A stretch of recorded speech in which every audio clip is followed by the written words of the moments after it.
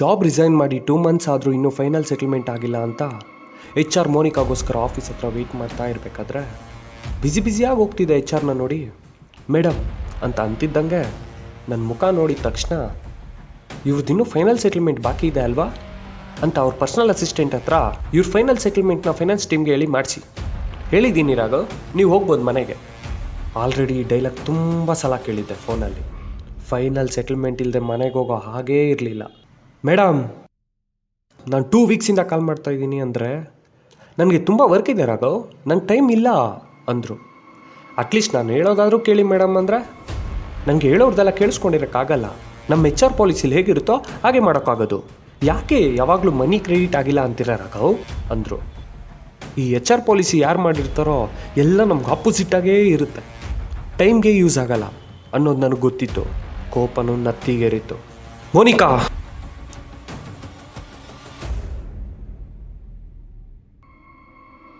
ಏನು ಗೊತ್ತು ನಮ್ಮ ಕಮಿಟ್ಮೆಂಟ್ಸ್ ನಿನಗೆ? ಒಂದು ಸಲನಾದರೂ ಹೇಳೋದು ಕೇಳಿಸ್ಕೊಂಡಿದ್ಯಾ?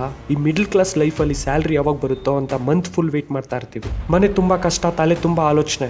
ಲಾಸ್ಟ್ ಟೈಮ್ ಕೊಟ್ಟಿದ್ದ ಸ್ಯಾಲ್ರಿ 1 ವಾರನೂ ಬಂದಿಲ್ಲ. ಅದೇ ಥರ ಯಾವಾಗಲೂ ಆಗೋದು. Money is the biggest solution, money is biggest relief, money is everything and money make everything possible. Ma'am, ಬೇಕಾದ್ರೆ 5 ಮಿನಿಟ್ಸ್ ಟೈಮ್ ಕೊಡಿ, ಎಕ್ಸ್ಪ್ಲೇನ್ ಮಾಡ್ತೀನಿ. ಮೋನಿಕಾ ಕೇಳೋಕೆ ರೆಡಿ ಆದರು. ರಾಘವ್ ಸ್ಟೋರಿನೂ ಸ್ಟಾರ್ಟ್ ಆಯಿತು. ಮೇಡಮ್, ಎಲ್ಲರ ಲೈಫಲ್ಲೂ ಇಮ್ಯಾಜಿನೇಷನ್ ಸ್ಟಾರ್ಟ್ ಆಗೋದು ಅಮ್ಮ ಹೇಳೋ ಕತೆಗಳಿಂದಾನೆ. ಅವತ್ತು ನಮ್ಮಮ್ಮನೂ ನನಗೆ ಕತೆ ಹೇಳಿರೋ ಕತೆಗಳಲ್ಲಿ ಹೀರೋಗಳೆಲ್ಲ ದುಡ್ಡಿರೋರು ಅಥವಾ ದುಡ್ಡು ಮಾಡೋರೇ ಆಗಿದ್ರು. ಅಮ್ಮನೂ ಹೇಳ್ತಿದ್ಲು, ನಾವೆಂಗೋ ಇಷ್ಟು ಕಷ್ಟಪಟ್ಟಿದ್ದೀವಿ, ನೀನು ಚೆನ್ನಾಗಿ ಓದಿ ದೊಡ್ಡವನಾದ್ಮೇಲೆ ತುಂಬ ಸಂಪಾದನೆ ಮಾಡಬೇಕು ಅಂತ. ಸಂಪಾದನೆಗೆ ಮೀನಿಂಗೇ ಗೊತ್ತಿಲ್ದಿರೋ ಟೈಮಲ್ಲೇ ಅಮ್ಮನಿಗೆ ಹೇಳಿದ್ದೆ, ತುಂಬ ಸಂಪಾದನೆ ಮಾಡ್ತೀನಮ್ಮ ಅಂತ. ಕಾಲ ಕೂಡ ಜಾಸ್ತಿ ಟೈಮ್ ಕೊಡಲಿಲ್ಲ. ಅವತ್ತು ಹೇಳಿದ ಮಾತಿಗೆ ಅರ್ಥ ಗೊತ್ತಿರಲಿಲ್ಲ. ಬಟ್ ಅರ್ಥ ಗೊತ್ತಾದಾಗ ಈ ನದಿಗಳೆಲ್ಲ ಎಲ್ಲೆಲ್ಲೋ ಹುಟ್ಟಿ ಸಮುದ್ರ ಸೇರೋ ಹಾಗೆ ಕಮಿಟ್ಮೆಂಟ್ಸ್ಗಳೆಲ್ಲ ಎಲ್ಲೆಲ್ಲೋ ಬಂದು ದುಡ್ಡನ್ನ ಕೇಳುತ್ತೆ ಅಂತ ಡಿಸೈಡ್ ಆದೆ. ದುಡಿಬೇಕು, ದುಡ್ಡು ಮಾಡಬೇಕು ಅಂತ.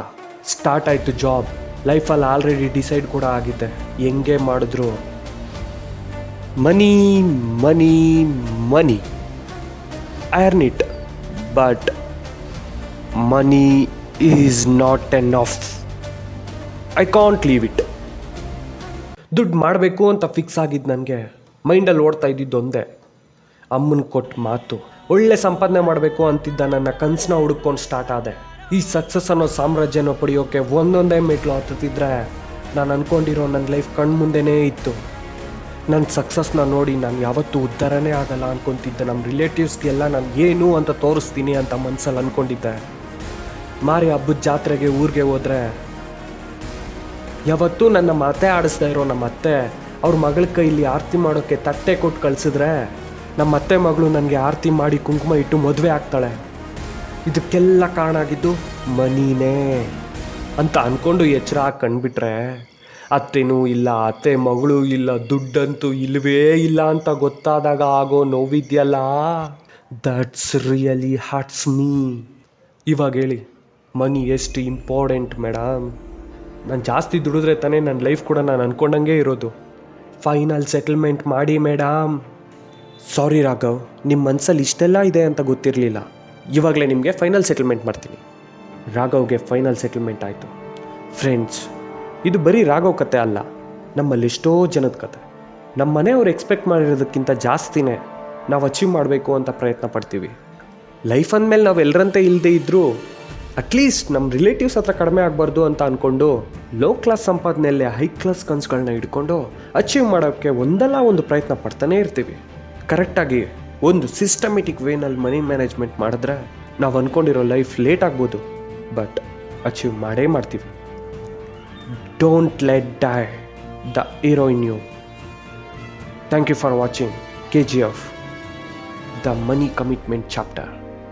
For more videos related personal financial knowledge, ಚಾನಲ್ನ ಸಬ್ಸ್ಕ್ರೈಬ್ ಮಾಡಿ. ಜೈ ಹಿಂದ್.